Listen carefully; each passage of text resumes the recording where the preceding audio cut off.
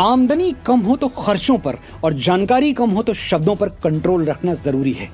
अनुराग कश्यप, तुम्हारी तो आमदनी भी कम है और जानकारी भी, इसलिए दोनों पर कंट्रोल करो। तुम्हारे शरीर में इतना पानी नहीं है कि ब्राह्मणों की इंच भर लेगेसी को दूषित कर पाओ। फिर भी तुमने ये इच्छा जाहिर कर ही दी है तो मैं कुछ तस्वीरें तुम्हारे घर भेजना चाहता हूं।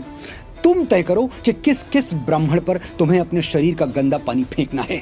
आचार्य चाणक्य, चंद्रशेखर तिवारी आजाद, पेशवा बाजीराव बलाल, भगवान परशुराम, रामकृष्ण परमहंस, आदि गुरु शंकराचार्य, मंगल पांडे, अटल बिहारी वाजपेयी, तात्या टोपे, राजगुरु रामधारी सिंह दिनकर, परमवीर कैप्टन मनोज पांडे, बाल गंगाधर तिलक, पंडित दीनदयाल उपाध्याय, पंडित श्री राम शर्मा आचार्य, पंडित भीमसेन जोशी, संगीत सम्राट तानसेन, लता मंगेशकर, रानी लक्ष्मीबाई, महाकवि कालिदास, गोस्वामी तुलसीदास। तुम्हारे जैसे हजारों नफरती शुरू होकर खत्म हो जाएंगे, ब्राह्मणों की गौरवशाली परंपरा खत्म नहीं होगी। मैं एक ब्राह्मण तुम्हें खुला चैलेंज देता हूं, इस वीडियो के नीचे कमेंट करके मेरे गिनवाए हुए 21 नामों में से कोई एक नाम चुन के बता दो। तस्वीर भेजना मेरी जिम्मेदारी।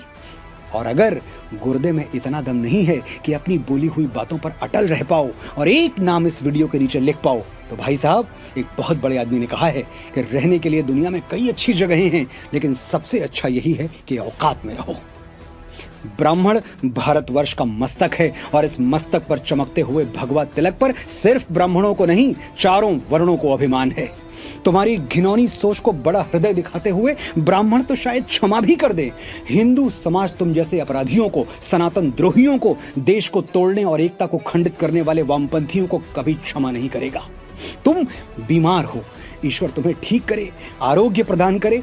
जरूरत पड़ी तो 108 ब्राह्मण तुम्हारी बीमार बुद्धि के लिए हवन करेंगे।